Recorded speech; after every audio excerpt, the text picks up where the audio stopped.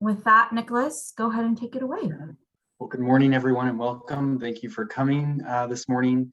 My name is Nicholas Oakley. I use he, him pronouns, and with the Center for Children and Youth Justice, I've overseen our work on behalf of LGBTQ plus or lesbian, gay, bisexual, transgender, queer, questioning youth for the past 7 years. I'm transitioning it into more of a policy role, but still will be involved in this training. And prior to this job, I was an attorney representing children, youth, and families in juvenile offender dependency and family law matters. Lily, do you want to introduce yourself? Yeah, hi, good morning, everyone. My name is Lily Corey. I use she, her pronouns. And I am a program coordinator at CCYJ, specifically focusing on LGBTQ youth and CSEC young people. Prior to this, I worked in direct service, a lot of time spent with VRS young people, a lot of ICWA, and I also have lived experience in the system as well. Very excited to be here with you all today and to be training on these topics. So next slide, please. Before we even begin, we just wanted to review, we did send out some handouts, and so just want to make sure everyone has these. They should be in your email. If not, so there's the list. Next slide, please. So these are the objectives for today. We have about 3 hours together, and we'll do a 10-minute break in between. And so just ask for your flexibility.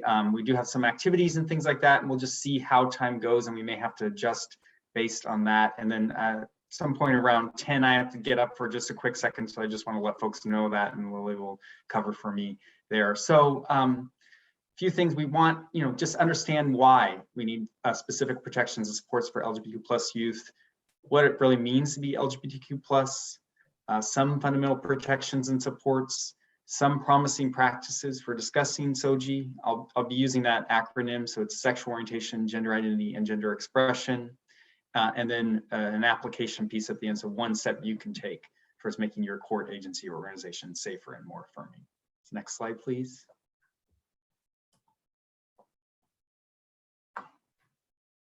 So this is the name of our work on behalf of LGBTQ plus youth. It's called the Equality Project, and these are the protocol for safe and affirming care you should have received, listening to their voices. It's a research report that we conducted, and this is also available online for free if you're interested. Next slide, please. So this provides a little bit of a history of the program, just to provide some context. So again, we started this out as a research effort, really listening to the voices of young adults who identify as LGBTQ plus and had been through the child welfare and or juvenile justice systems. Also surveyed professionals, probation counselors and caseworkers and so on, and developed this research report. The findings were not surprising to us. It was consistent with the national literature, which says that LGBTQ plus young people are marginalized yet overrepresented in these systems and experienced worse outcomes, and really drove home that we needed to do something about that. So we went back across the state and held a series of regional summits and developed a protocol for safe and affirming care. These are guidelines for youth-serving professionals, caregivers, and volunteers in systems of care, which we've included. Pilot implemented that in 2017, 2018 in King County Juvenile Court, as well as Spokane County Juvenile Court and the Spokane Office of then Children's Administration, now DCYF. We've since expanded to many parts across the state, and also working on some changes in law and policy. So this is new for us, partnering with the Administrative Office of the Courts and you to even further expand this. Next slide, please. And the effort really has 4 core strategies. One is identify and understand impacted youth, and we do that through SOGIE data collection, improve practice through trainings and providing additional resources, increase multi-system coordination collaboration. So we have an annual convening core team meetings, and then foster sustainability, which is really through policy work and trying to institutionalize the SOGIE data collection. Next slide. So we've broken down this training into a series of lessons. Before we begin, I just really encourage you to please stop with questions. You can ask questions, you can come off mic, you can ask questions in the chat. If you don't feel comfortable asking a question, you can send a question to Lily, and Lily can pose that question anonymously if that feels more comfortable for you. We know this is a new topic for some folks. We of course want to build a comfortable environment where you feel fine asking questions, but if not, feel free to message Lily privately in the chat. Again, we really want to make this more of a conversation rather than us speaking the whole time. So, but we will go ahead and get started with that. It's a little bit of background, and the first lesson is know your why. And the quote here is, if you want to build a ship, don't drum up people to collect wood, and don't assign them tasks and work, but rather teach them to long for the endless immensity of the sea. And so to me, what this means is, even if we knew how exactly to build the safest and most affirming courts and professional environments and systems of care, it wouldn't matter unless we knew the why or invested in that purpose. And so that's why we always start here. Next slide, please.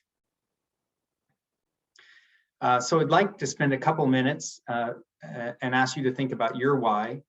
So is it important to have a specific effort to support LGBTQ+ youth? If so, why? And then what's your why in terms of coming to this training? What is one question you have or something you want to learn more about? And then we'll ask that if you feel comfortable sharing those in the response, sharing one or both of your responses in the chat box, please. So again, we'll take about 2 minutes and asking you to share.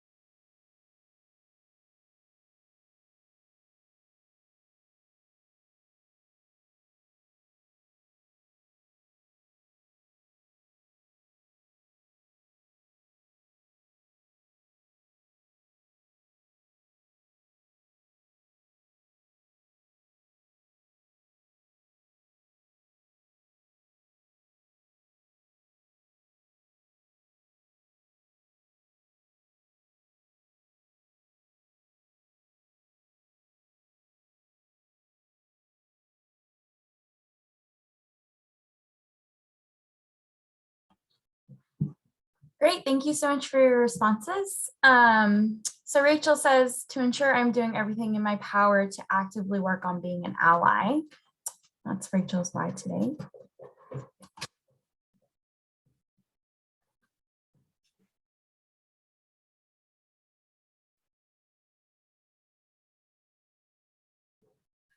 Take about 30 more seconds.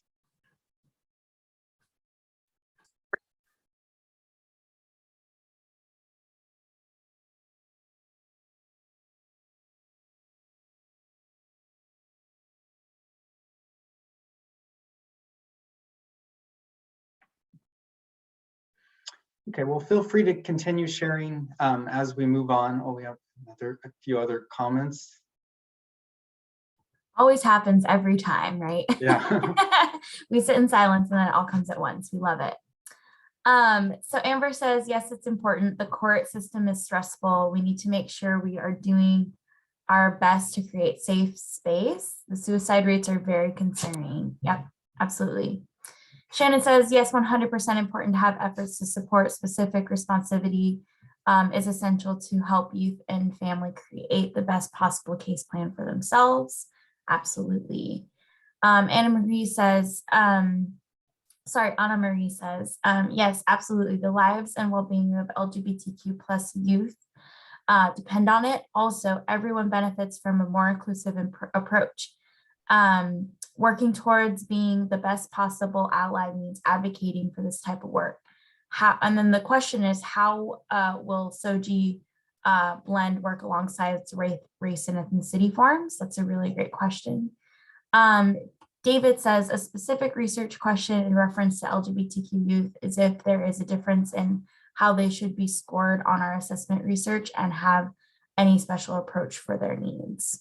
So these are all really great questions. I think that in terms of like the technical how-to, that is something that we don't have as much information on, but if folks have more insight on how that works, please feel free to share as we go. But yeah, Nick, let's go ahead and continue on. Sure. That seems Great. like everything. Next slide, please. Yeah. So in developing the protocol, I put page references here if you'd like to refer to the protocol. We spent a lot of time talking about the purpose at these regional summits. And it really came down to, right, this is about the safety, health, and well-being of all youth, and that we can't, right, ensure safety, health, and well-being unless and until we address the specific needs of LGBTQ+ youth, because these young people are overrepresented in our systems of care, experience unique forms of trauma, and have specific needs related to their sexual orientation and gender identity. So really, it's about ensuring all youth, and someone mentioned that in the comments also, there is a benefit, all youth benefit when we make these sort of efforts. Next slide, please. And here's just a simple restatement of that. This is a visualization. There is overrepresentation, right, unique needs that are unmet, and mistreatment from family, community, and unfortunately, in the past, at least some systems as well. So next slide, please. The vision, which is related to, I think, the purpose, is that, right, that we see the development of a young person's sexual orientation and gender identity is critical to their health, safety, and well-being. Next slide, please. We include some data because I think folks are always interested in this, and it goes to the why. This is not an insignificant portion of the population. This is actually the Healthy Youth Survey, which is administered by the Office of the Superintendent of Public Instruction periodically. There is a voluntary section on sexual health. My understanding is that principals can opt in or opt out of this, but nevertheless, hundreds of schools have opted into completing this portion of the survey, including, you know, all across the state. So we have data for every single county. You can break this down. This is just the statewide, and we chose 10th grade. And you could see, I know the print is a little bit small, but in terms of sexual orientation, 78% of young people identifying as straight, 3% saying, I don't know what this question is asking. So we can reasonably surmise that the remaining 19%, right, are in that broad umbrella group of LGBTQ+ youth on the basis of their sexual orientation. So that's you know, almost 1 out of 5 of all young people in Washington, you know, in 10th grade, sophomores in Washington State identifying as LGBTQ. And this is an anonymous survey, so the data tends to be better because, right, young folks, I think, feel safer disclosing if it's not tied to their identity. That said, I think even some young folks, even though it's anonymous, will not disclose, and so it's likely an undercount.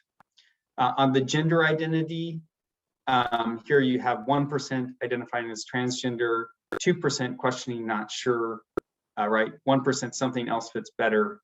So, you know, I'd say you could reasonably surmise 4% there, you know, within the LGBTQ+ umbrella on the basis of gender identity. So again, a significant portion of the population. Next slide, please. So we also have some disproportionality data. This is interesting to me because the estimates here, and this is predates slightly this Healthy Youth Survey data, but you see on the graphic on the right, it's saying 7 to 9% of all youth nationwide identifying as LGBTQ+. We simply don't think that's true anymore. So I don't know how this impacts the disproportionality data, but I still think it's useful to look at this.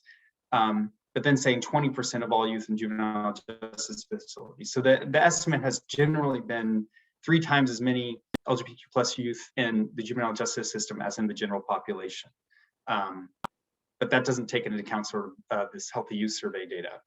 But what I do think is interesting and has held up nationally is that it's vastly disproportional for young people identify as girls, so 40%, whereas it's actually reverse for boys, and that may be because boys don't feel as comfortable disclosing. I think there's can be a lot of theories there, but at least in my personal experience as well, working with young women and juvenile justice facilities, just very frequently young women identifying as queer or bisexual or pansexual. And then also on the left, looking at the disproportionality, the overlay with race and ethnicity. So you already have a disproportionate amount of LGBTQ youth in juvenile justice facilities. And then of that group, of those LGBTQ plus youth, 85% being youth of color. So a vast disproportionality based on race and ethnicity, at least in this data. And the data is limited given that, and that's why we're trying to collect more. Any questions at this point? Well, feel free to interrupt or share a question in the chat. Next slide, please.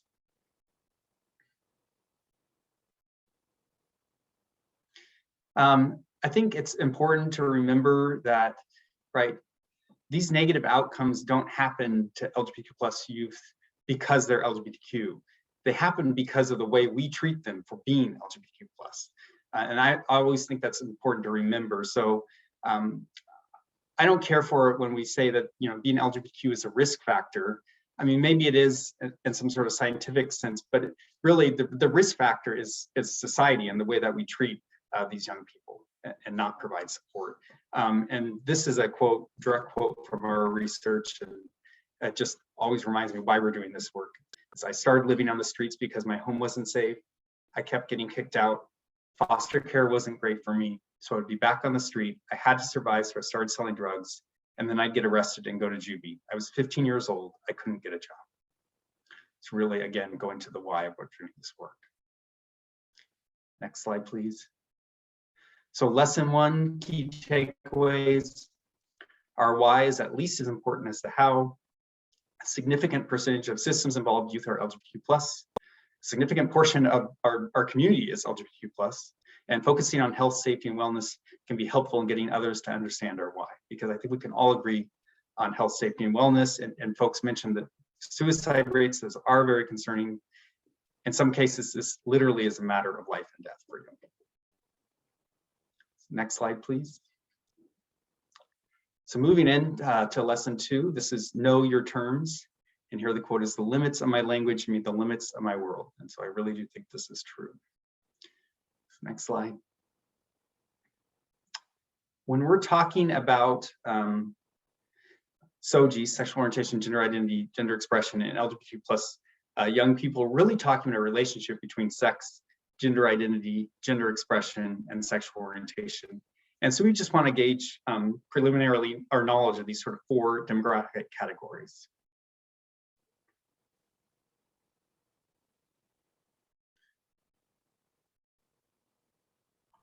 So we'll just ask you to review these, and it's not a trick question, there's one option for each. This is also entirely anonymous. We have no idea who's answering what.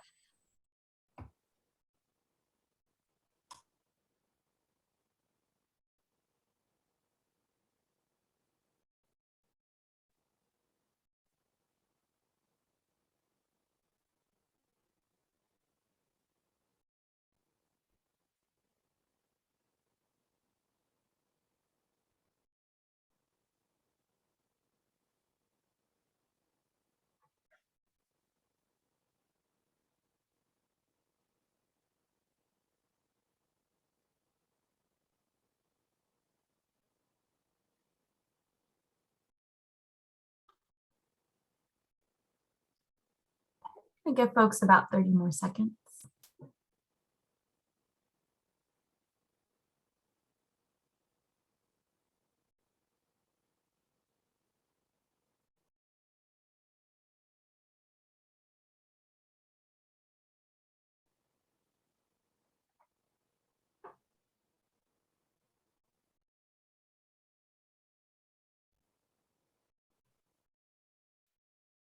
Okay, I'm going to go ahead and end the poll.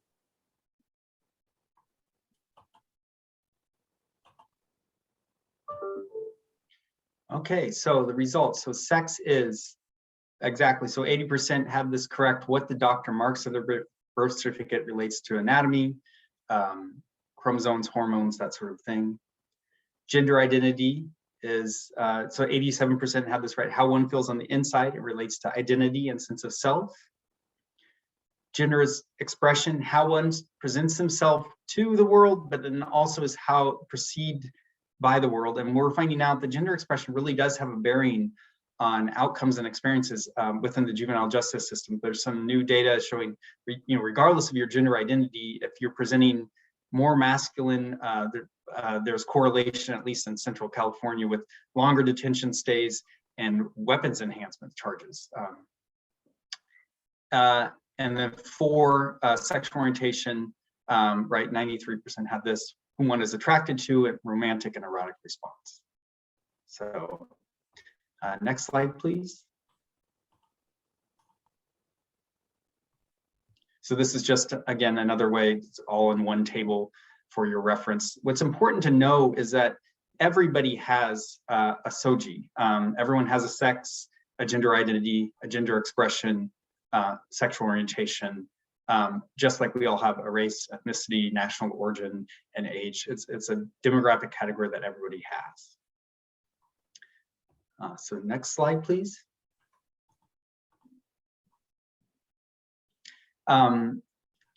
Sort of I think it's helpful in terms of understanding what it means to be LGBTQ+, is to really talk about a very pervasive story in our culture, or at least one that I, grew up with, and I think is in our media. It's all around us, really, and that is that there's two sexes, those who are born male and those who are born female. Sometimes we say assigned at birth because it's typically a doctor who assigns it, usually based on external genitalia at birth, and puts that under birth certificate. So next slide, please. And the story goes that those who are born male, right, grow up to be boys and men, and those born female grow up to be girls and women. And next slide, please. And that those born male act masculine, and that those born female, right, girls, women, act feminine. Next slide, please. And that finally, those born male who are men act masculine, are attracted to women. Those born female, right, become women, are feminine, attracted to men. And so this is what we might call the gender binary. And does it describe the experiences of some people? Certainly. Of most people, I'm not even sure anymore. I don't think we have great data, but an increasing number of young folks, at least, are saying this doesn't define my experience. And so it certainly doesn't define everybody's experience. And so when we talk, in the most broad terms about LGBTQ+ people, we're talking about people for whom this doesn't describe their experience. This sort of alignment of the gender binary doesn't work for them. It doesn't describe who they are as a person. And so that's, I think, in the most simple sense, at the risk of oversimplification, is what it means to be LGBTQ+, is to be outside this binary. Next slide, please. Here's an alternative way of looking at the relationship between sex, gender identity, gender expression, and sexual orientation. This was developed by the Trans Student Resource Center. So we borrowed it here. It is available for free online. It's the Gender Unicorn. Some folks, some of our partner sites, probation counselors, caseworkers, case managers, put this up in their offices, and sort of as an indicator that we're a safer and more affirming space, and have this sort of expanded understanding of this relationship. So going through this, gender identity is that rainbow, and it relates, right, it's in that thought bubble because it relates to the mind. It's how you feel on the inside. It's a sense of self. And so rather than having a binary of man or woman, this is saying, there's multiple sort of spectrums here that aren't sort of mutually exclusive. So it's asking yourself, to what extent do I identify as a female, woman, girl? To what extent do I identify as a male, man, boy? And that you can identify as both, right?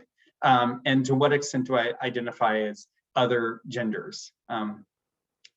I will say, for me, the way I've been socialized, it's very hard for me to sort of conceptualize what it means to be another gender. I will just say that because I think that this binary is so ingrained. I'm constantly trying to learn and understand.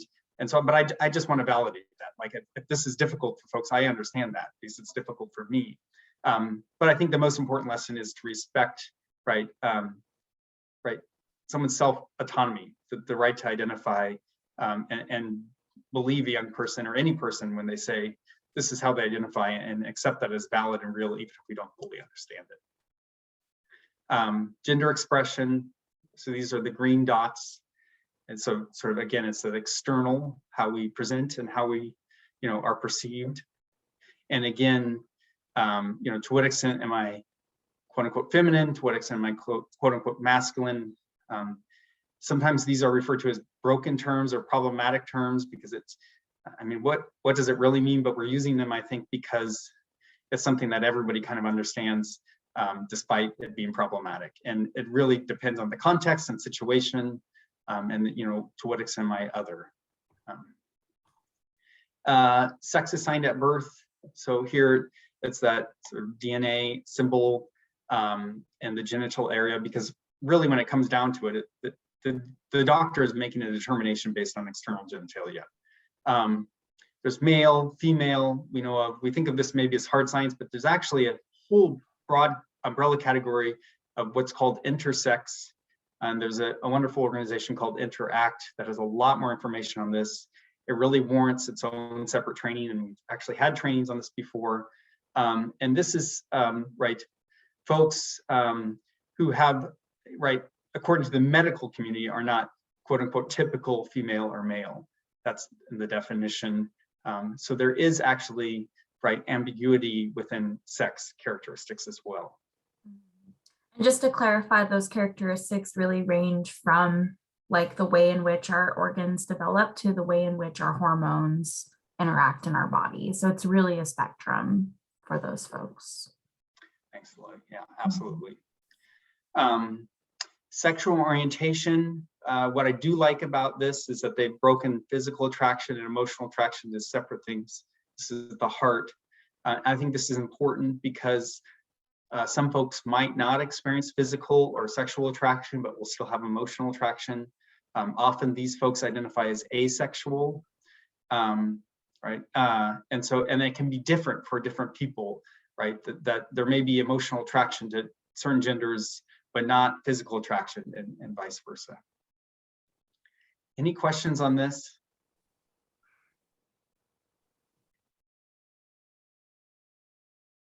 It's a lot of new information, but I think it's important to have this and helpful to refer back, and just trying to think again outside the binary, I think, is what really helps. So next slide, please.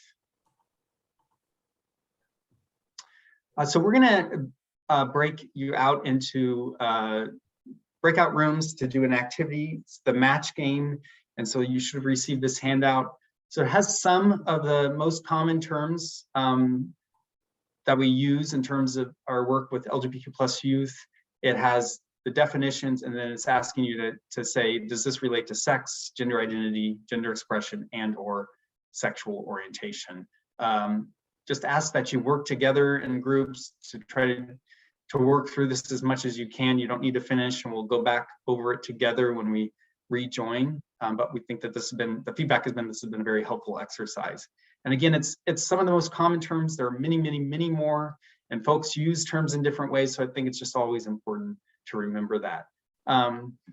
So I think we'll do maybe 10, 12 minutes in groups, and Lily will break that out. Please, again, make sure that you have that handout. Any questions? Go ahead. Yeah, thank you, Nicholas. Any questions folks have before I send you in the breakout rooms? Okay, great. In that case, I'm opening the rooms. Feel free to join. We'll see you all at 9:45.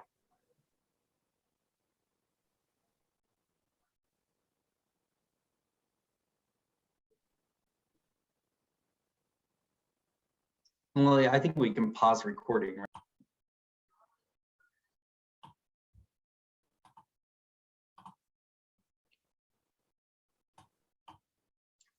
All right.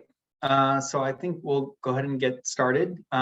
Lesson number 5, it is our business. So it's easy to fictionalize an issue when you're not aware of the many ways in which you're privileged by it. And so what we mean by this really is when we started this effort, perhaps the most controversial thing was, well, should we be talking to young people about sexual orientation, gender identity, gender expression?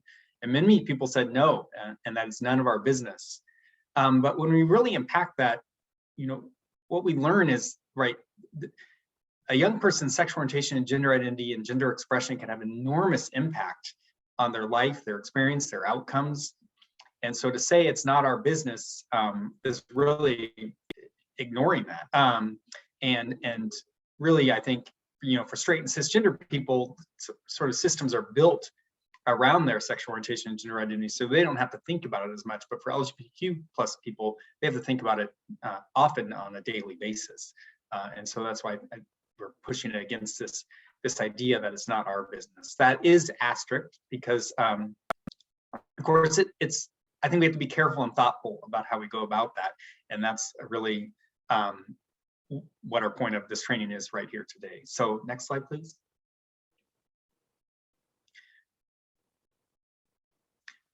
There is a component within the protocol on talking about sexual orientation and gender identity with all youth. That's on page 31. So that has some resources and guidance there. Just wanted to point that out. Next slide. And we're going to start off, just get you thinking with some poll questions.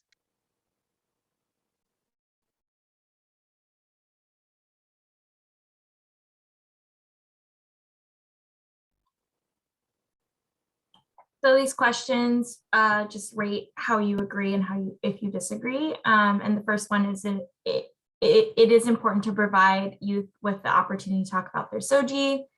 I have experience talking to clients about their SOGIE, and those are the 2 questions. So real quick poll. And keep this open for about another 30 seconds.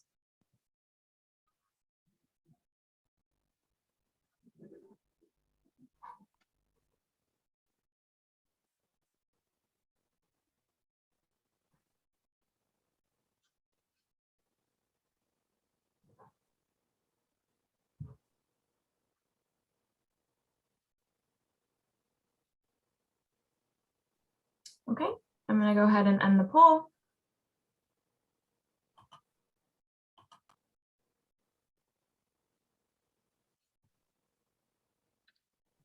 Okay, so it looks like we have, strongly agree. So there is some purpose here, so that's good to hear. We'll talk about that even more. And then across the board, really, on the experience talking. So almost an even split. All right, next slide, please. So a few notes. This training was originally developed for sort of our SOGIE questionnaire that we started during the pilot and we do with our partners.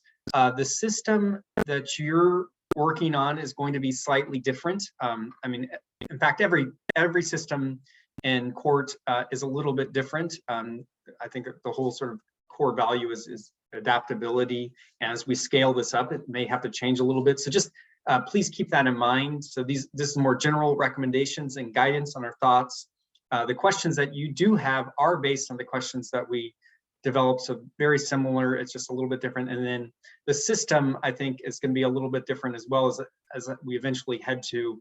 I believe you collecting this data and putting it into the AOC database. I'm not well versed in that. Whereas before, traditionally this has been a a piece of paper, people have collected this and then has gone to CCYJ, and we collected the data separate. And the reason for that is because it was a pilot. There were concerns about, how is this data used? And so it's essentially anonymous in this pilot phase, and we're moving towards integrating into existing data systems is the future vision. So the purpose behind this, really, we have 4 reasons why we're doing this, and we hope that you'll share in these reasons. One is that we are better able to connect youth with appropriate services and resources. So again, I mentioned when we first started out that this was a bit controversial, and even some young people said, no, I don't want people talking about my SOGIE or asking questions. And we, unpacked that a little bit and said, we respect that, of course, but can you help us with a problem? For example, what if you want to be connected to a community group, other LGBTQ youth, or you needed, a counselor that really specialized in supporting transgender youth. And how would your case manager or probation counselor or caseworker know to match you with that group or that counselor if they didn't know about your identity? And the young people said, well, okay, you have a point. So maybe it is important in those contexts, but please don't ask it in conjunction with other negative behaviors like, have you used drugs and are you gay? It was an example that they gave. And for too long, for many of these young people, they talk about that is really very much stigmatized the way that the question was asked and in conjunction with other questions. And so it was more about how it's asked and when it's asked and by whom it's asked than it is the question in itself. And so there was general consensus, we reached consensus that it is important to talk about this. But for young folks, they wanted to be able to develop a trusting relationship with someone, and they wanted to ask respectfully, and they wanted to ask in conjunction with other demographic questions, because that's what it is. It's a demographic question like race, ethnicity, age, national origin, for example. This does, I will say, create a tension. I think the youth request that we ask, after a relationship is developed, well, that certainly makes sense. I want to get to know someone before sharing a lot about myself, but it does create a tension within our systems of care, because the sooner we have this information, we can make better referrals, placement decisions in some contexts, those sort of things. And so we are trying to find that balance. But we really want to center the youth and make this about connecting them with appropriate services and resources. And that's why on these questions, we've worked with a lot of data folks and data consultants that are saying, you're making your analysis actually pretty difficult because you have all these write-in, there's multiple options, all these things, really more difficult. We, for example, on ours, you don't have this question, but the write-in for gender expression, it's going to be very difficult, I think, to analyze that for the random beeping. But right, the whole point is to really center that young person. And so we said we will intentionally sacrifice some methodology so that we can center the relationship with that young person and let them express themselves. 2, we demonstrate our commitment to equity when we include SOGIE in our demographic data collection. So even if a young person, I think, doesn't feel safe or comfortable disclosing their identity, we've shown that our corridor or organization is committed to equity when we say, look, we're providing everybody the opportunity to talk about their SOGIE. You don't have to, but here's an opportunity. And that may stay with that young person. We don't know how that's going to impact them, but knowing that somebody at some point, right, in their experience in their life and in this system has said, we're willing to affirm your identity and provide you an opportunity. You could take it or leave it, right? We think is going to have a lasting impact. And for young people that aren't LGBTQ+, it's also a demonstration to them, like, this is a place that's committed to equity. And so if they're going to support LGBTQ+ identities, it's much more likely they're going to support however I show up. It's just a clear sign of the values of the system that I'm in. Number three, we collect data that in the long run will benefit all LGBTQ+ youth. So, we said we want to center the young person, but we also recognize that data is incredibly valuable. Goes back to that old adage, you don't count unless you're counted. And that is true. Data drives resources, it drives reform. And so it really is important, I think, to collect this data. And for our part, we think it's really important to be very transparent with young people about that and say, yeah, we are also collecting this data, but it is going to help in the long run, and explaining that.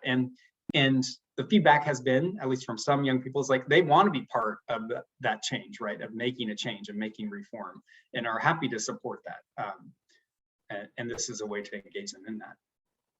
And then finally, we hold ourselves accountable. So we've sort of gone through what I would say is sort of like a tiered impact of resources. So we had that research report with recommendations, and maybe folks read that and there's recommendations, and it gets them thinking differently. But then also we understand that some reports sit in our Outlook box, or if we print them, collect dust on the shelves or things like that. So then we created a protocol, and that has a little bit more, includes more concrete action items. And so maybe that has a little bit bigger of an impact. Then we hold trainings, and those I think are better, and we have follow-up trainings, and that helps folks learn and gain skills and share with each other. But of course, we also get busy in our lives and we forget some of the things that we learn in trainings. But what we found, at least in our work in our pilot, is like having to do this questionnaire every day really, right, it makes us implement what we've learned in the trainings. It holds us accountable. We have to be talking about these issues, be familiar with the vocabulary, all these things that we've talked about today. It reminds us day in and day out when we administer this questionnaire. And so in that way, it benefits us as well. Any questions at this point? Next slide, please.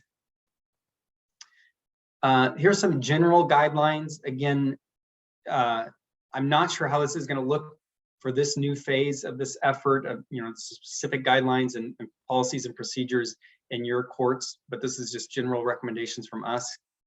One is ask all individuals, please, please, please don't say, well, I'll give this questionnaire to someone who I think looks gay or transgender, right? That's a big problem, because then you're operating off of assumptions, and sort of a core value here is trying to not make assumptions about anybody and provide everybody the opportunity to share. The other thing I would say too, Nicholas, is I would not lead with like, are you gay or are you part of the LGBTQ+ community, and then hand them the questionnaire. That's also a no-go too. Like, just do it with everyone. That's the general. Right. In an analogous vein, right, we wouldn't say on race and ethnicity questions, oh, you're a person of color, so you need to answer the race and ethnicity questions, but white people don't, right? Everybody has a race and ethnicity, so we should all be responding to that. Everybody has a sex, sexual orientation, gender identity, so we should all be answering those questions, or be provided the opportunity to talk about those. It's really important. It also, we've been heartened because there, at least that, so far as I've heard, there was a lot of fear of pushback when we first started this. And there hasn't been that much, quite honestly, and that's been heartening. And when there has been, right, this provides policy for all individuals. We're not singling you out, and you don't have to, I'm getting the dreaded internet connection is unstable. So Lily, let me know if you can't hear me, but I'm going to turn off my camera just for a second, because sometimes that helps. Right, if someone says, why are you asking me this, or why are you giving this to my child, or whatnot, you could say, we as a policy provide everyone the opportunity to complete the sheet. It's optional, you don't have to, and in that way, that's your why. Two, provide the purpose. We really think it's important to be transparent with young people and say, this is why we're doing this, making sure that they understand that.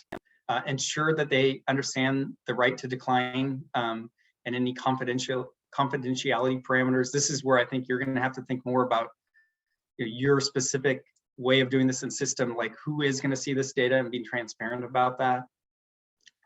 Please do not ask in conjunction with questioning about negative behaviors. Designate the appropriate person to ask. So again, generally saying that someone is going to have an ongoing relationship with a young person, generally it's in a better position to administer this questionnaire. So like a probation counselor. That said, in some contexts, we've had screeners who just are really good at this. And so they do it right at the beginning and it works in that organization. So we, for example, CHET screeners and I think the Walla Walla office of DCYF, that's working for them to do this more upfront. Other places have done it both at intake and then revisited it, 3 to 6 months down the line with a probation counselor, and that seems to have worked. Right, and then also I think, leaving it open so a young person can revisit, can change answers, can say, I'm now comfortable to do this, is also helpful. Ask in a private setting. This may seem very obvious, but right, young people, so often the conflict is with caregivers over sexual orientation and gender identity. And so, asking the young person alone and making sure they feel comfortable in a safe space. I when I was practicing attorney, just cringe because there's so many private confidential conversations that I overheard in the busy hallway outside the courtroom. And so really be mindful of that. Providing write-in options so that youth can really define themselves is important.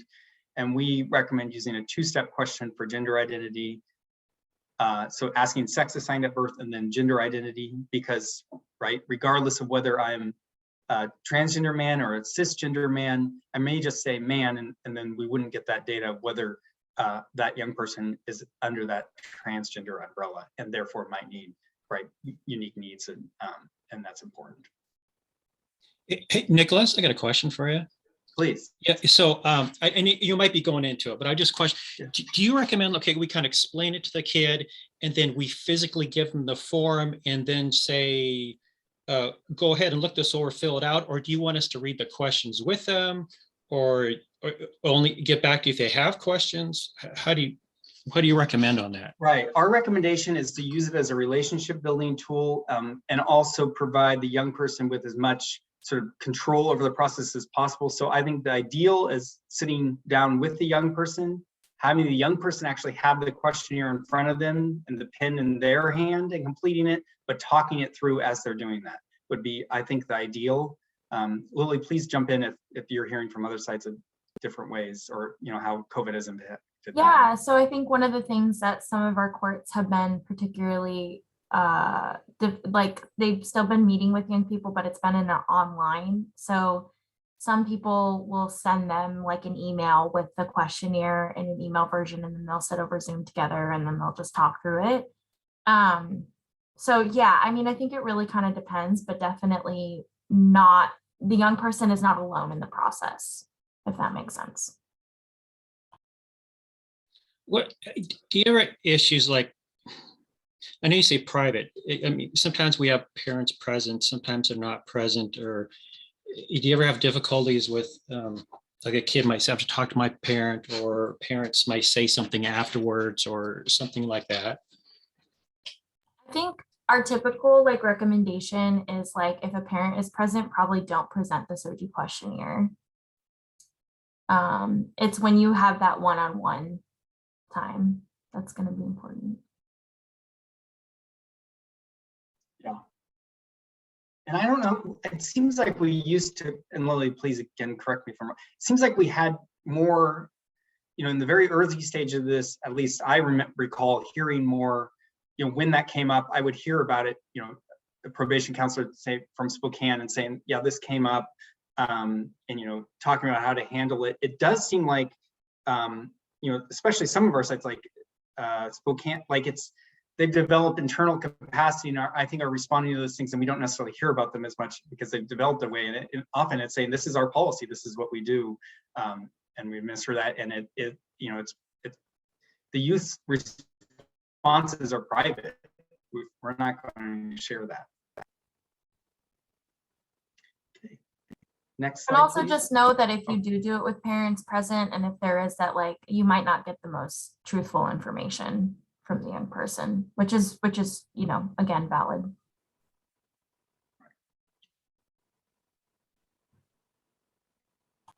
So next slide, please. So now we've actually taken your questions and just broken these down. We could talk a little bit about through these. So these are the general guidelines on the questionnaire. Again, these are things we talked about, right? Try doing this with the youth, having the youth write it in. Please don't complete the questionnaire without the youth, even if you believe you know the youth's answers, right? Again, that's often assumptions. So, right, being able to, I think there's a guide attached to this, so being able to talk to young people about that, but not direct them. And so I think there's that balance, like, answering young people's questions, but not saying, I think you should answer this way. It really is up to them. So next slide, please. So I'll start here, and then Lily, we can switch off on these. So number one is, my pronouns are, I use the following words to describe myself. And here we provided, the most common responses. I think the most common 3 sets of pronouns are she, her, hers, he, him, his, they, them, theirs. And again, I think, increasing number of folks, I think, use they, them, theirs because that feels right to them. Also, opportunity to write in, as we said, opportunity to say, I don't know, the opportunity to say, I don't know what this means, which is different than I don't know, and then prefer not to answer, or they can just not mark anything. So, right, and then it provides, just an example, really, grammar, replacing the name with the pronoun.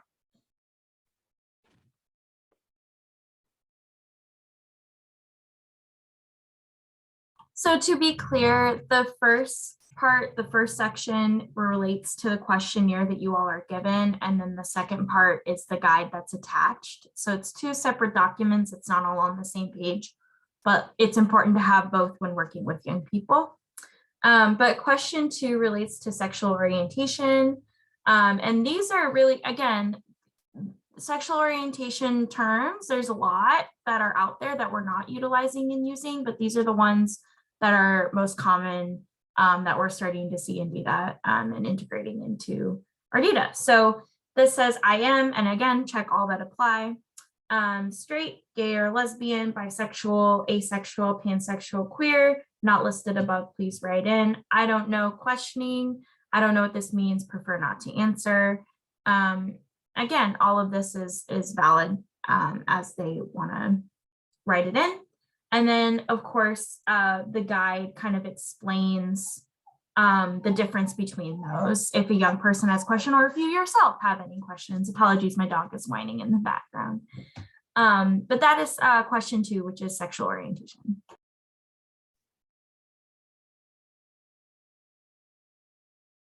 Gender identity. So again, same concept here.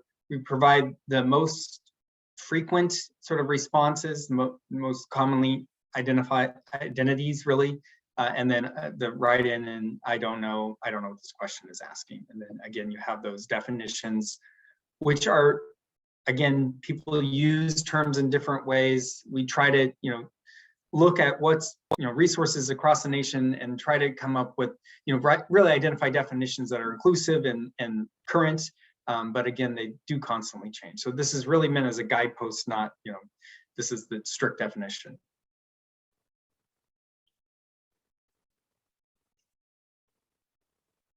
So question 4 is actually a little bit more of a hot topic issue. And this is sex assigned at birth. And so on my original birth certificate, I was assigned male, female. Additionally, please indicate if you were identified, were identified as intersex, yes or no. And the reason why this is kind of a hot topic is because this is something that young people who are particularly non-binary or trans may have some like triggering responses to. And I think we need to be aware of that as like professionals as we're going into that and handle that with care. I think one way to really mediate that is to just say, hey, this question is on here. I do know from your forms, right, from your like legal forms, what that answer would be. Do you want me to put that in? Or do we want to do this question together? I think providing the young person a choice around this, as well as kind of working with them to provide options is important. But also, I think that it's a little disingenuous to completely ignore the question, because the reality of these systems is that this question comes up a lot. And I think it creates a really good opportunity for you as kind of an advocate or an ally to be like, how can I help with this? Like, what are ways in which I know that these kinds of questions are going to come up, and how can we like mediate it, right? So I think it's an opportunity for you to work with the young person. And again, the guide says this question is asking about your sex assigned at birth. This is what a doctor or medical professional put on your birth certificate, right? And then it also explains intersex. Are there any questions about this? Because this is one that folks have brought up in the past in terms of questions, and I just want to hold space for any concerns or questions that folks might have.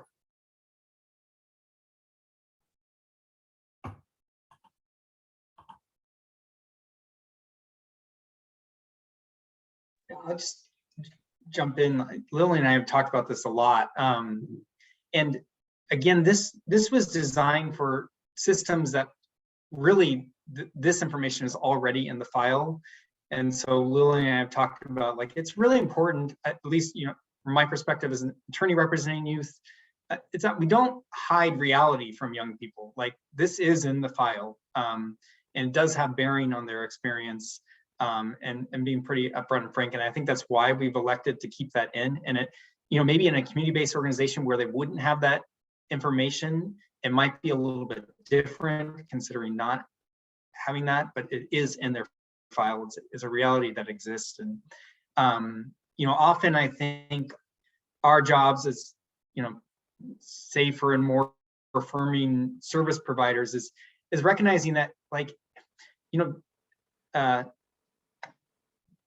the system, you know, all other aspects of the system, you know, I think this is changing, but they may not be safe and affirming. Maybe you have a really, you know, a judge that will not use pronouns, or, you know, I don't mean to pick on judges. It could be any sort of system player we run into troubles with. It's not consistent. So it's you know, the prosecutor in this instance, it's the defense attorney, it's the parent, you know, right? And so part of our jobs is like saying, yeah, right, even if everything else is not safe and not affirming, you could still be there for the young person and help coach them and guide them and say, look, this is what we're going into. I want you to know, I don't agree with it. I wish I could change it. I can't, but I'm here to support you and be that support person. And so I see this question as along those lines of saying, this is the reality that we exist in, and it has bearing on your experiences and outcomes. And I'm here to help you through that. Yeah, and that's different than saying it is what it is, right? It's more of a how can I help you versus a sorry, this is just how it is, right? Yeah.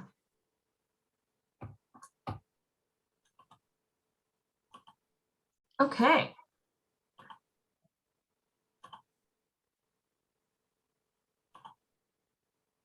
So these poll questions are asking, what question do you anticipate being the most comfortable asking? And what question do you anticipate being the most challenge for you to raise? I'm sorry, the most challenging for you to raise. And please feel free to answer. We're just curious.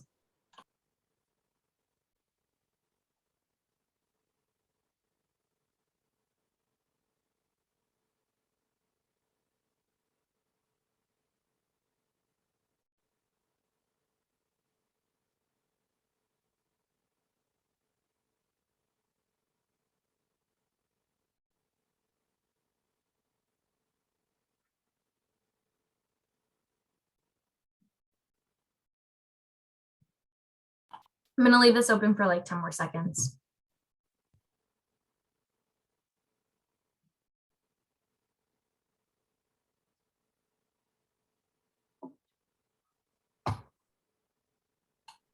So we're going to end the poll, share the results. It looks like folks said they're most comfortable asking about youth pronouns. Some folks saying sex assigned at birth. And then we were a little bit split on what question do you anticipate being the most challenging for you to raise. Sexual orientation was the number one. Can anyone who said that this was the most challenging for them kind of explain kind of their reasoning around that? Anyone feeling brave enough to do that?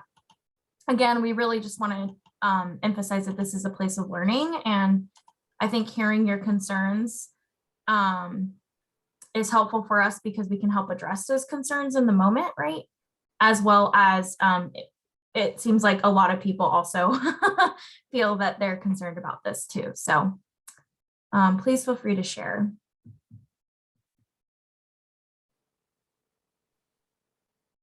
I can go. I'll put myself out there. So yeah, thank you. you know, I put sexual orientation because it's a lot more personal. If I just say, well, it could be him, or do you want to be called him or her or whatever, that's pretty non-generic. But when you talk about their sexual orientation or more than just their gender, you're talking about something real private and personal in their life. So it's digging down really deeper. And I think that's where it kind of like, you know, how do we deal with this? At least that's from my perspective. That's how I kind of approach it. So it's, you know, so.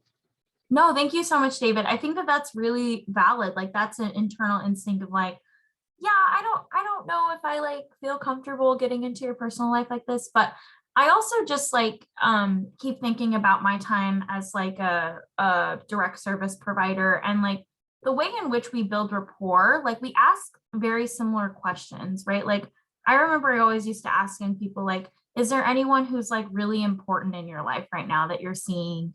Like, do you have a partner? And these are things that like, I think we just like do rapport building that are phrased differently than the way that we're phrasing it here, right?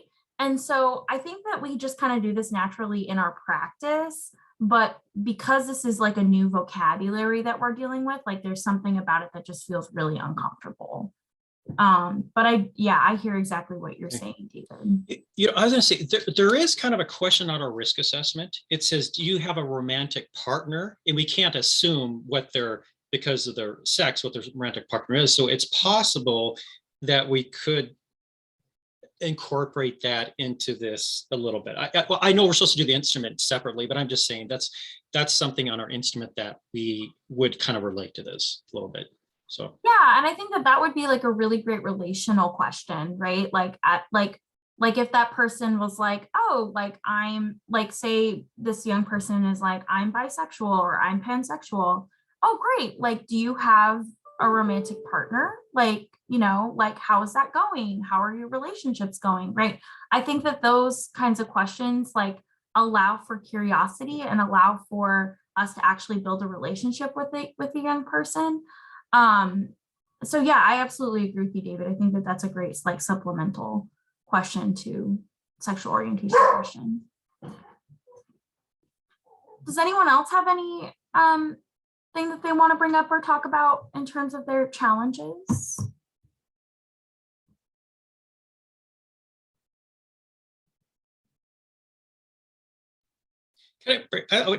I'm sorry, but I want to bring up another topic kind of related to this and kind of our assessment. We haven't set, this is kind of our pilot, so we haven't set down like all our policy, everything related to this, but I'm just, and I like to hear from other people that are taking the training. I'm thinking that the instrument could possibly be used like at the end of the assessment, once you answered a lot of questions, you build rapport. That could be an appropriate place. I just want to see people on the training. What do you guys think where it would be appropriately to actually administer this instrument? What do you guys think about that?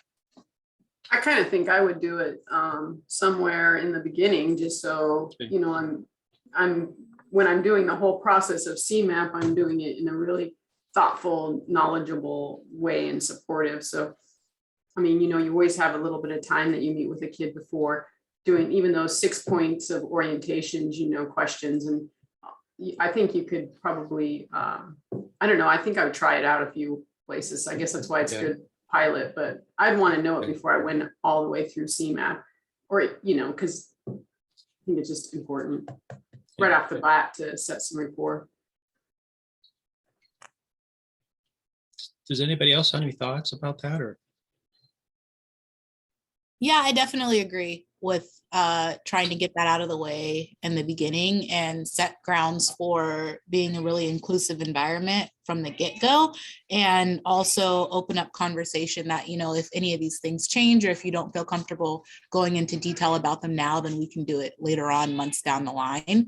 But I think that you kind of setting grounds that you are able to have that conversation with the youth could really be good for rapport building, whether or not they take advantage of that.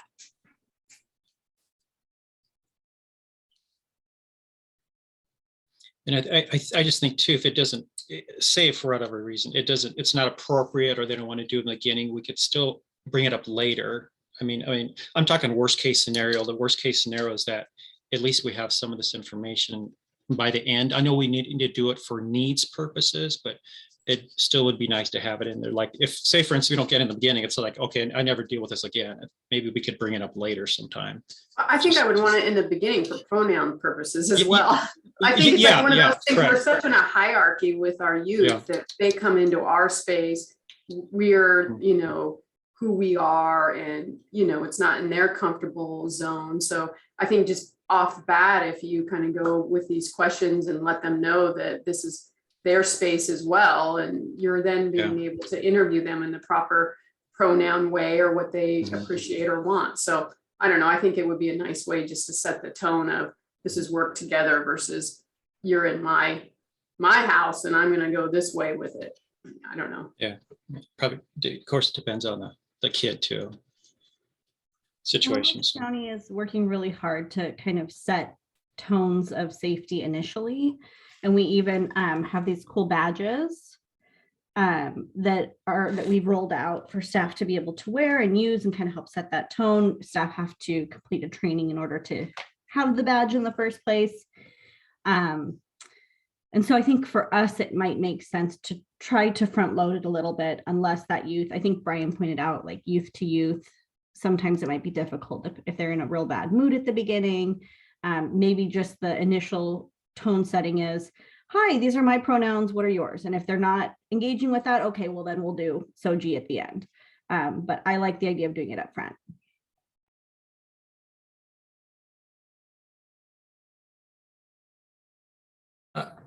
From some experience, I just think it's got to be client-centered.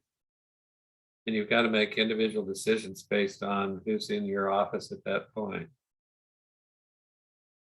It could be pretty neutral if it's just like, we do this with everybody, blah, blah, blah, but it depends on what your relationship is going to be with the person too. But always, then I have to say, well, is it because I'm uncomfortable and they're not? So I have to think about me too, because I'm part of that experience.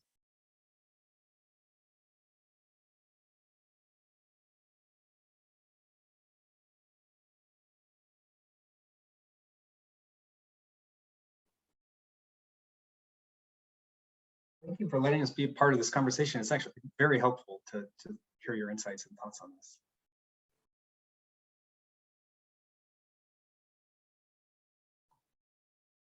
David, do you want to have more space to continue this conversation, or are you okay with us continuing?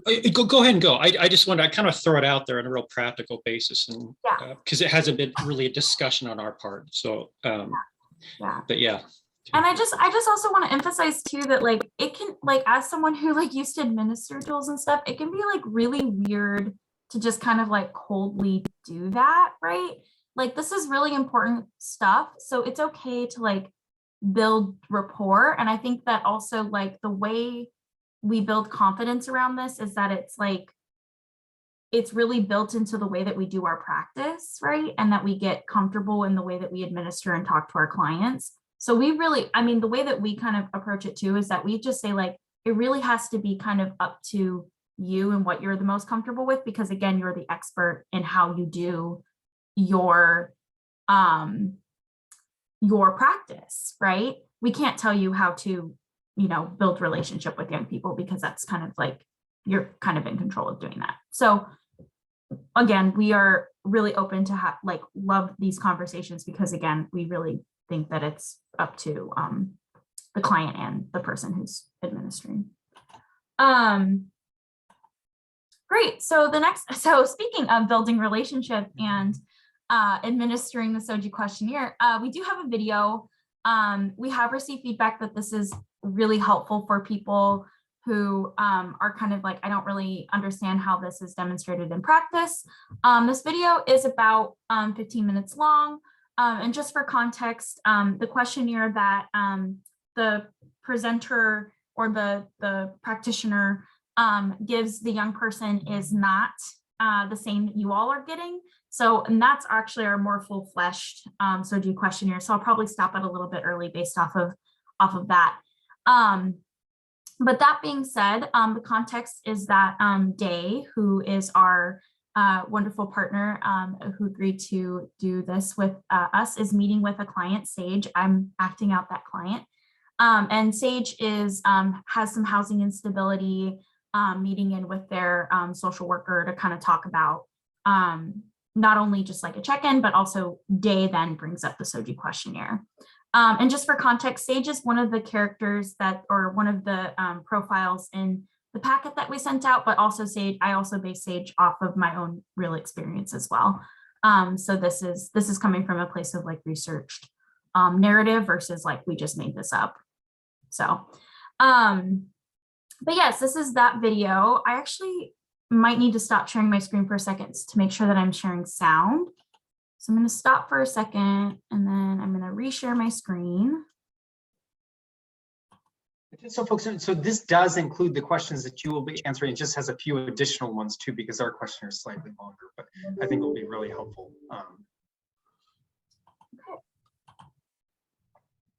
And please let me know if you can't hear it.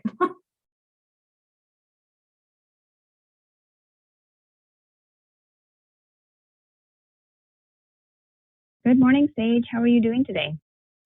I'm doing okay. It's a little rainy outside, so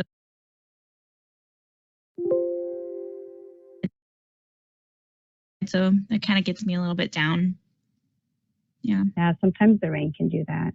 I'm glad we had a chance to check in. Video chatting is new for me. How is it for you?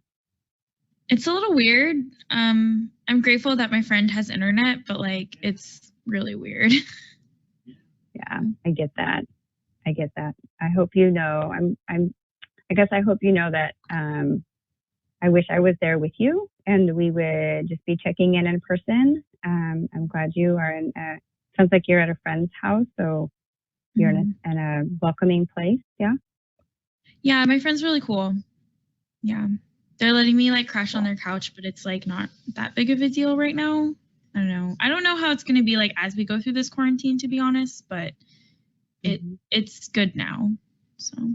Okay, that's good. I know. So my guess is, or can you tell me more about, so I don't make assumptions, is it hard with your mom right now at home? Is that why you're there? Yeah.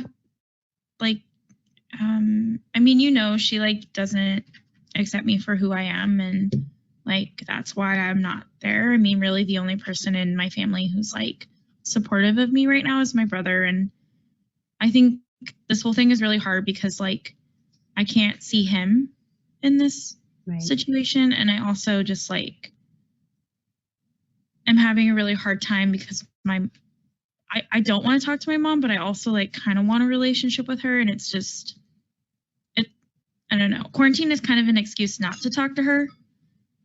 But it's also just really hard because it just feels like she doesn't accept me for who I am. And yeah, that's why I'm here with my friend. Yeah. Sounds like there's a lot of internal kind of conflict or just And again, I don't know, conflict might be too strong of a word, but like you said, like you want to have a relationship with your mom, and yet she's having a hard time accepting who you are, and you're wrestling also with developing and exploring who you are.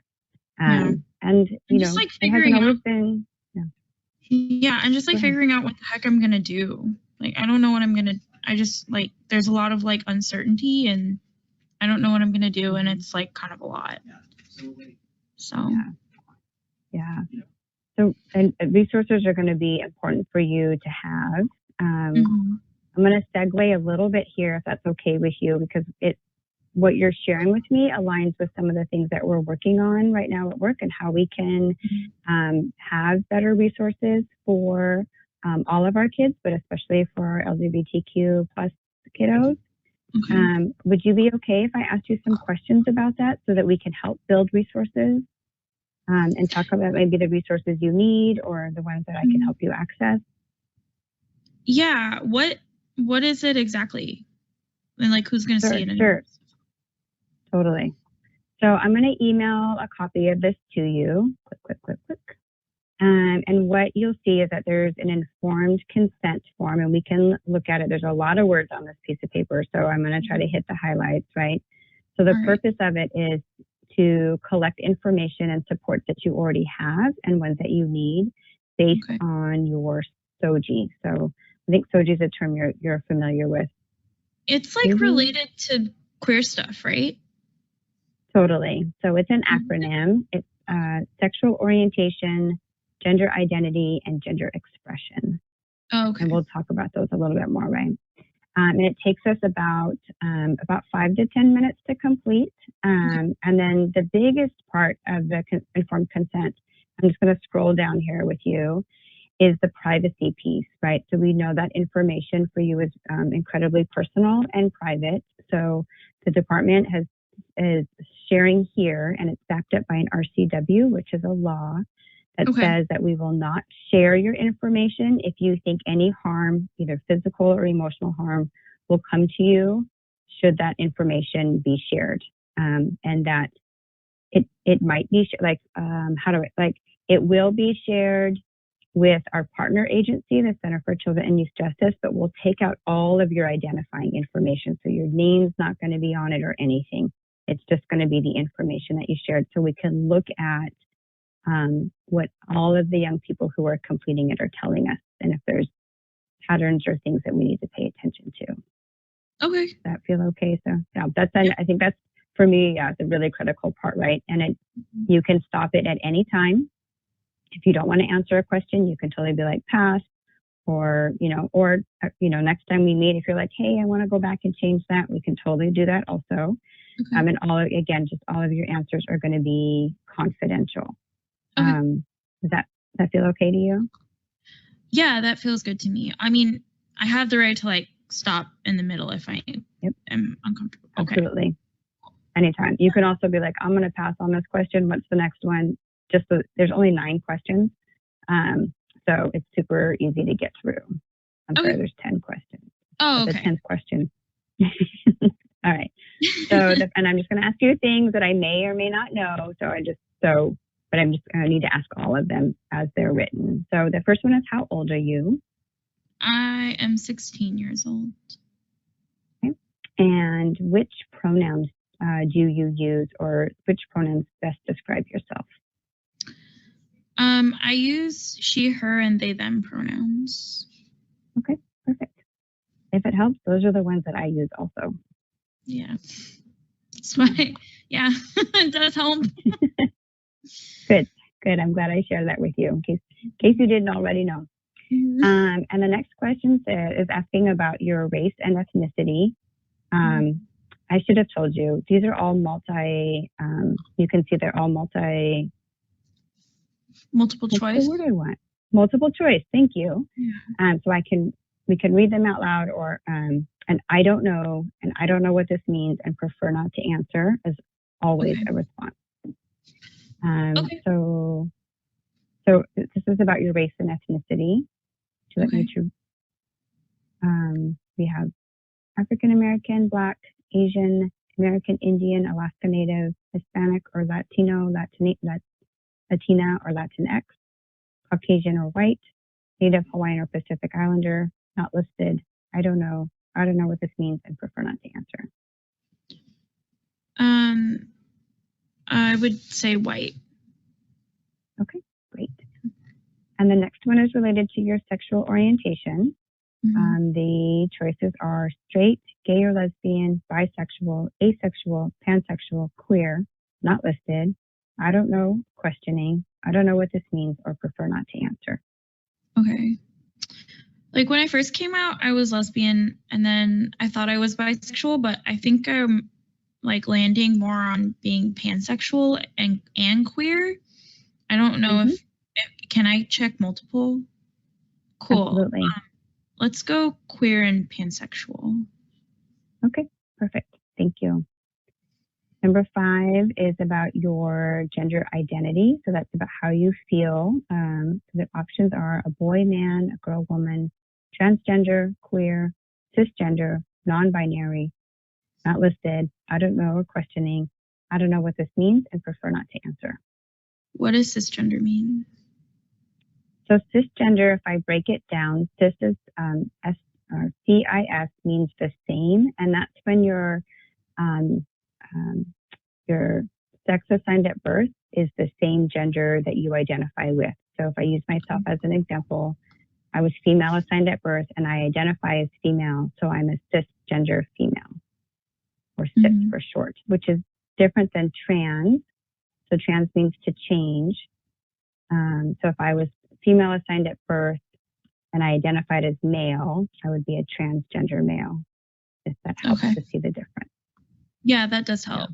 Yeah. I was just getting tripped up on the cis part. Thanks for that. Yeah, it's a new term. It's a newer term. I think I definitely like, I feel like I'm more of a woman, but I'm also like still kind of exploring that. So I would say like woman questioning. Sure. Yeah. So we can definitely check off girl, woman, and I don't know, we're questioning. And there's another term in here, non-binary, which talks about maybe another term could be like gender fluid or gender non-conforming. And that's when somebody's exploring or identifies more of either a blend of the multiple genders or doesn't specifically align with one specific gender. So that's also, again, new language that you might want to think about. Doesn't have to be written in here, but that will be something that think about moving forward too. Okay, I'll look into that. And let me know if you want to talk about that anymore with me too. Okay. Number 6 is gender expression. So this is about how you communicate externally out to the world. So gender identity is how you feel on the inside. And so this is really about your clothes, your grooming, your behavior. Does it feel feminine, masculine, fluid, neutral, don't know, all of it, none of it? It's really up to you how you want to answer this one. I mean, for me, it really depends on the day. Like some days I feel like I'm feminine and some days I feel very like not, but like not masculine, like more like in the middle. Like, I guess like a word would be like androgynous. Yeah, absolutely. I can just write that in. That's perfect. Yeah. And then number 7, on your birth certificate, do you know how you were identified at birth? Yeah, I believe I was female at birth. Okay, perfect. And then this might be a new term also. Do you know, or do you identify as being intersex? That's when the body is born with both male and female physical parts. I don't think I am. Okay. The number 8 is have you. So I'm going to go ahead and pause it there because the rest of the questions you all are not answering. So what did we observe about this video? What are some of the things that we liked? What are some of the things we would do differently? You are welcome to put this in the chat or come off mute. We can have a discussion. It's up to you all.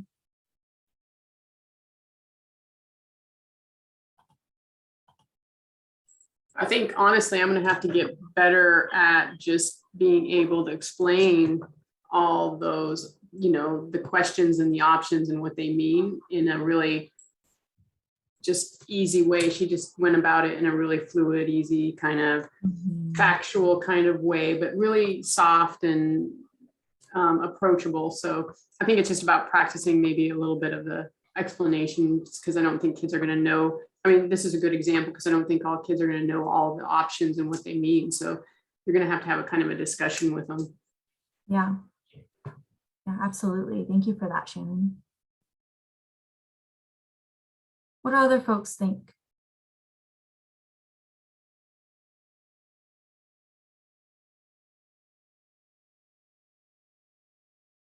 You know, I thought the day, without being judgmental, in her behavior was modeling the kind of behavior she wanted the client to be comfortable with. So she was doing some self-disclosing, say, well, you know, I'm like, this is me. So it was it was a reciprocal relationship without being inappropriate at all. Yep. Yep. That's a really great observation. Thank you for that, Christopher. Anyone else?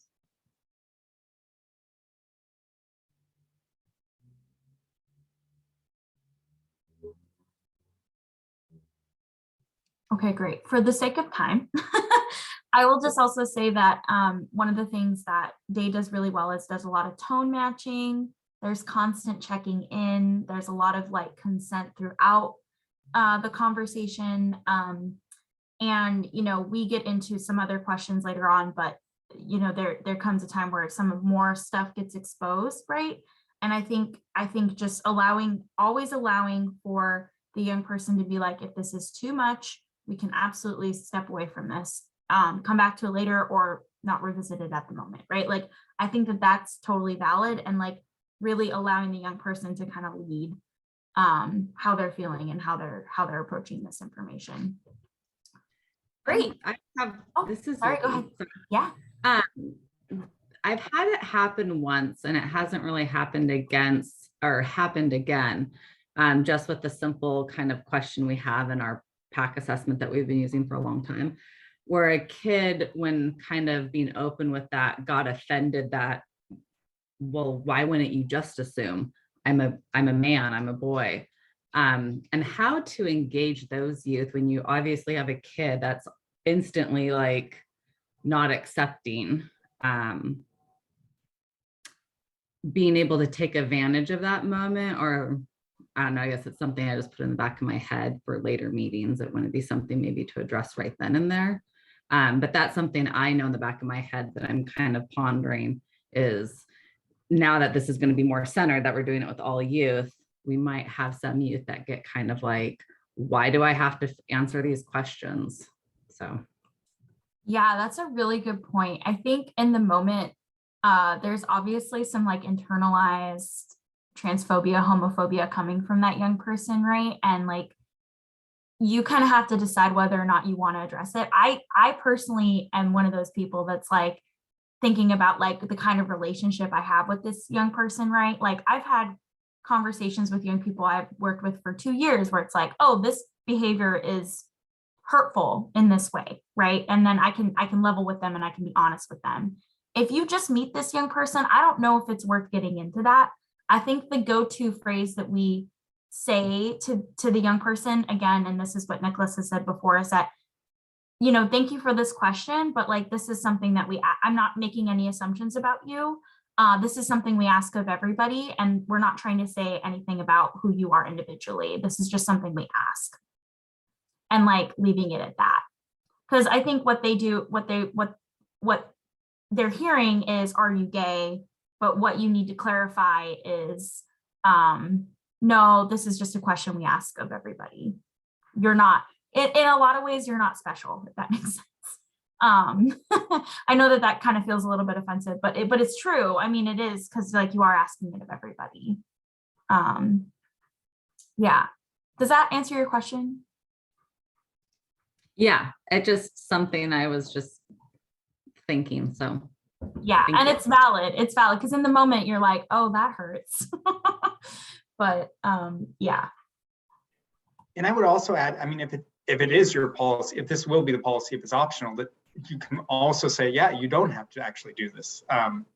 It is optional. But yeah, I just what Lily said, I think just talking about assumptions, and even if 95% of the time we're right on our assumptions, we're wrong, that the other 5%, and that's really hurtful. And so as a policy, we just don't make assumptions anymore. Yeah. So I also just want to acknowledge that video was really nice, right? Like Sage was such a lovely client and responded so well. And we all know that doesn't happen, right? And I think that there's a reality about like, one, can we de-escalate our client? I think that's a big question that we have to have when we have these conversations. Is our client even in a space to receive this assessment or to receive these questions? But two, like you are going to get some questions that are like, are you assuming I'm gay? Like, what about you? Are you gay? And I think that, we just have to be responsive to the way in which our client is receiving us, right? And also like, it's not always going to be nice. And like Nicholas said, it is okay to not engage if like clearly it suddenly has become a power struggle, or it has suddenly become like very uncomfortable for them, right? So just keeping that in mind. Not every client is the same. There's no such thing as an ideal client, right? But knowing that we can be adaptive in the way that we approach this. David, do you have something additional you want to say? I would just say, I could see difficulties more with like the really young, immature kids. I mean, I think that's going to be a difficulty in how you go about that, and they're going to be uncomfortable, and that might be something to deal with. So yeah, and like honestly, like truthfully, like I've also been really shocked by young people. Like I've been like really blown away by like the empathy and the language that they have around this kind of stuff that like I didn't even dream of when I was their age, right? So like I think that there's also like a lot of like our fear or assumptions about things too can kind of get in the way too. And I think just giving people the opportunity is just speaks volumes, right? So Nicholas, do you think optional homework, or I think we are a little short on time, but I was thinking maybe just split away for a few minutes, and rather do this practice, maybe you could practice with each other sort of introducing the questions and not answering them, because it did seem like that was sort of a concern of like, how do I talk about this?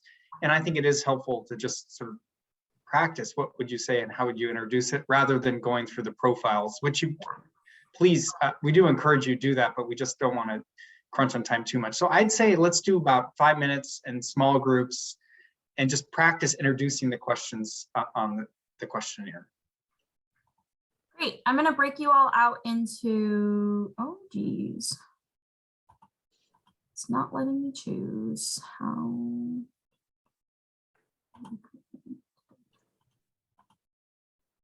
There we go. Okay, so I'm going to open the rooms and we will see you all at 11:47.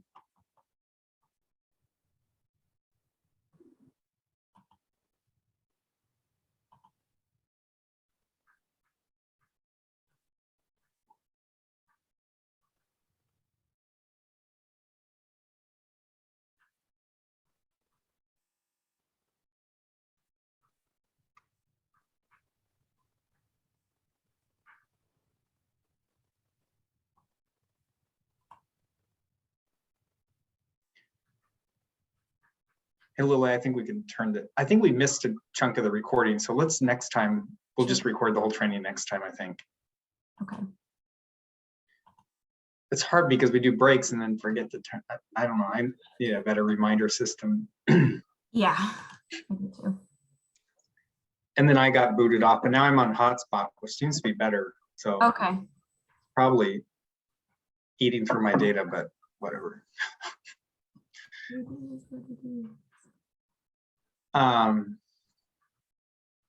I'm gonna pause.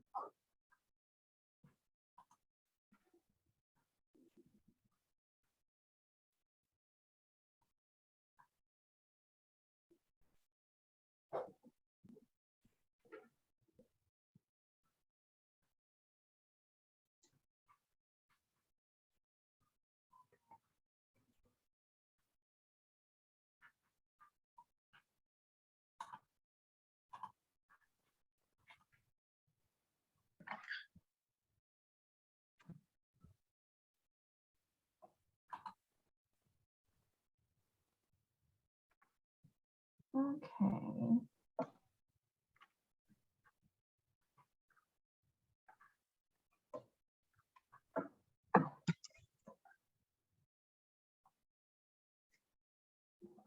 Jared, where are you located from? Oh no, I can't hear you. Oh no. Recorded. Welcome back, folks. Welcome back. Welcome back. How was that for everyone?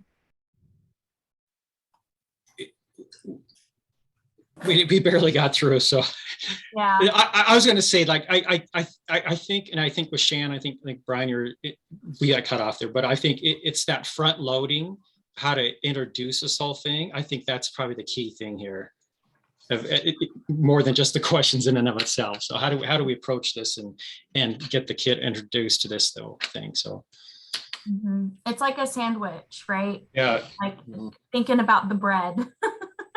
A lot. You think like we all love bread, right? So, or gluten-free bread for some of us, right?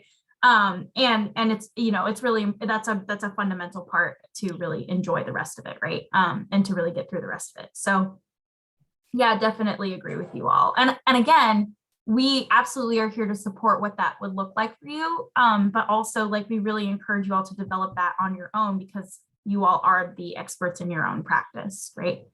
So there's that. Felt so good to finally be able to ask the questions in a safe, open-ended way. Yeah, it feels kind of nice. It's like a nice little breath of fresh air. I was concerned that we did not have a confidentiality statement or who it is being shared with. Yeah. On our actual questionnaire, we do have those things. I'm not sure about your all's version of that. I think it would just have to come in the 6 points of orientation, when we first meet with a youth and we talk about what we're going to do, what we've read, and now we want to, have the fullest amount of respect and listen to your story. So, and then you go through those, and you could do this SOGIE questionnaire, and then along with that, the other stuff and that, and then I thought, and then maybe that confidentiality statement's in there. Well, my concern was, I know it's being shared with a lot of different agencies. And who all gets access to this? And I know that's a big concern with a lot of the kids I work with. And I don't even know that answer myself. I know AOC, WISP, our courts, I don't know who else is getting access. And so that to me is a big concern. Yeah, I don't think their names go on it though. I think that's right. Am I right, David? That we're not really putting this with their name. Yeah. So I could say it's more internally. Okay, just a little background. We did have a confidentiality statement, but for WACHGA, they reviewed it and took it out. I can't say because because of our system that it's open, we can share information with some people. But this is why I know there's a lot of different questions right now, but I would say let's go through this. We're the pilot site, and I'm sure we're going to have a lot of questions and things that are good or not good as we go through this, and then we can gather this and we can form things. So that's let's do the best we can, but as we go forward, then we can actually form things. That's going to be make a better fit for what we're doing, I guess. So David, sorry, go ahead, Anna Marie. Do you anticipate how many more meetings we'll have before implementing this, David? Well, okay. Well, let's just say this. So actually, you could implement it right away. I guess the point is it going to go in the JCAT? The JCAT has to be formed, and times that's implemented. That could be a few months down the road before that's implemented to go in the system. But you can go ahead and use the instrument and do the piece of paper right now. So, but we'd have no place to input the data. Correct. Okay. Yeah. So do what you can at this time. So but once the JCAT is up and running, there would be a place to input the data directly into the JCAT. Yeah. So they'll have these items within the JCAT page that we're going to put this in. So I think you could decide as a court, or we could decide as a court, though, to set up our own spreadsheet and just start inputting data, anonymous data. Yeah. See what our population looks like. Yeah. I guess the question, if we're going to go back and put it back in, or, that's the thing. So statewide data until pilot it, we're off on a tangent, sorry. This is another meeting, but until it's piloted and we see how it goes, how are we going to decide whether it goes statewide or not? Yeah, we're going to have to input, and the watch it has decided, like, at least we go for 6 months. We're going to gather all information, put surveys out to everyone, get input, and then we'll decide what change to make, and watch it will ultimately decide about where it goes from here. Like if it's going to be when and how it goes on a statewide basis. So all of this conversation is really helpful. You can have a side tangent, but it's actually really important for clarity, and we're happy to facilitate the space. Yeah. The other thing I was going to say too is that we actually do have 2 court sites that are currently implementing within our programming as well. So if you do have questions, Spokane County Juvenile Court and King County Juvenile Court are implementing and have been like really like wonderful partners doing this work. So if you do have additional questions, feel free to reach out to them, or if you don't know who to get in contact, reach out to us and we're happy to connect. And I'm sure David knows people as well. So the last few things that we just wanted to talk about is, and this is something I really loved, Anna Maria, that you were talking about before, is that you get that little card after you take the training. We really do believe that you can't just start implementing this unless you kind of have a foundation, right? And so some of the things that we really encourage folks to do before they even begin is to take LGBTQ plus trainings, right? Like, I know that, you know, at least Snohomish County has an amazing like organization working up in there to do that, right? I know that if you're in a less like, if you're in a less resourced community, like some online trainings are really important, like the HRC stuff.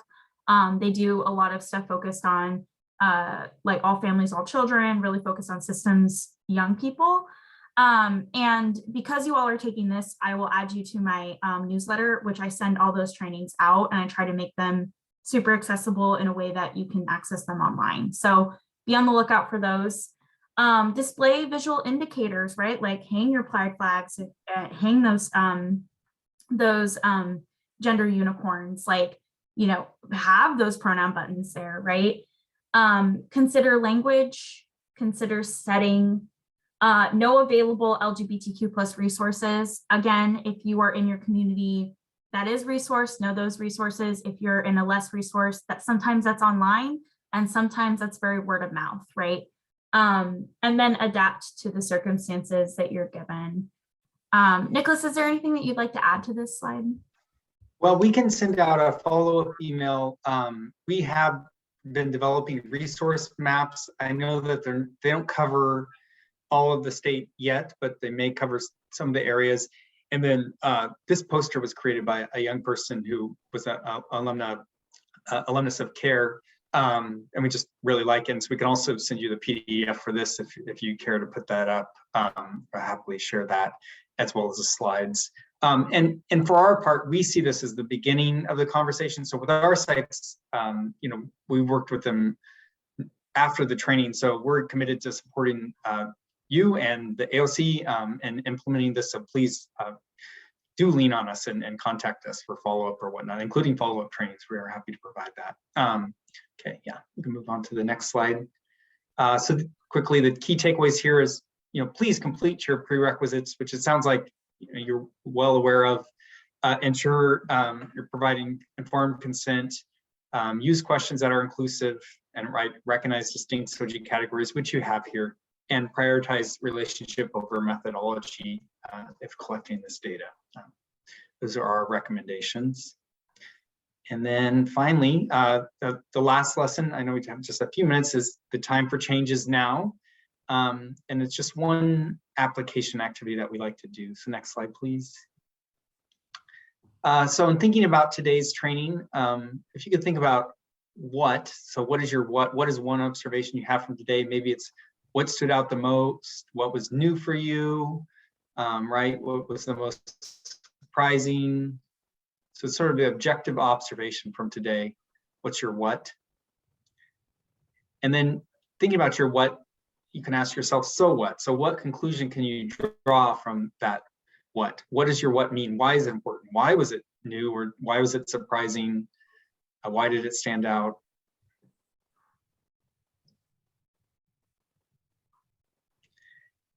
And then your now what? So what action will you take as a result of your so what? So, and sometimes I like to think about this as like, what can you do without significant additional resources or authority? So what could you start today? And what, will you try to do that will require additional resources or authority? And we really encourage you as we close out this training to include, share your now what's, especially in the chat, if you feel comfortable doing so. And we have a few extra minutes and happy to address any questions. We will be offering this training next. So Thursday of next week, I believe it's the 27th in the afternoon at 1 for folks who weren't able to make it today. And then we also offer on a quarterly basis 2 trainings. So this was sort of a condensed combined of 2 trainings, what we call an LGBTQ 101, and then talking to youth about SOGIE. So we offer these 2 trainings on a quarterly basis. And so there's always opportunities for follow-up or new staff or people who missed it. Once you're on Lily's list, you'll get information about those.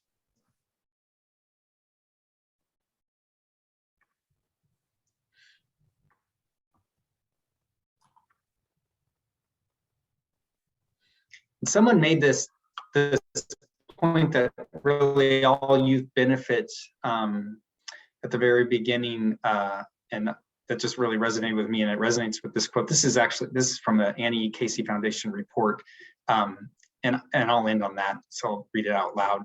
Every youth has a gender identity, not just transgender youth. All youth express their gender, whether they transgress or conform to gender norms. Every youth has a sexual orientation, not just gay, lesbian, and bisexual youth. Creating a professional environment that acknowledges and respects youth across the full spectrum of gender and sexuality permits all youth to explore their emerging identities, prevents mistreatment based on anti-LGBT bias, and promotes the health and well-being of all youth. It also sends the message to all youth that self-determination and affirmation are core to an affirming environment. Learning respect for differences will serve youth in all parts of their lives.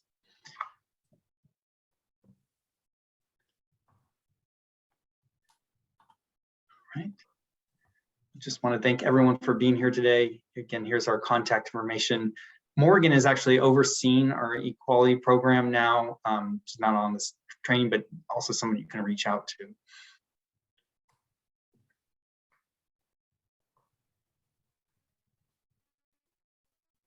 Yeah, thank you everybody for being here today. That is all that we have to offer, but again, I will be sending out additional follow-up email that has all of the stuff. And I think people ask for like a fillable form. So I will also be sending out that in a Word document. And yeah, any resources that we talked about, and I will make sure that you all get it. And again, if you have specific requests, please feel free to follow up with me individually, and I'm happy to connect you with resources as well as people. Thank you so much. Thank you. Thanks for the training. Thank you. Yeah, thank you. Bye. Jared, I'm sorry I didn't get to hear where you're coming in from. Oh no, you're still on mute. Oh no, I still can't hear you. Yeah. Oh no. I'm so sorry. Yeah, thank you. Okay. Thank you.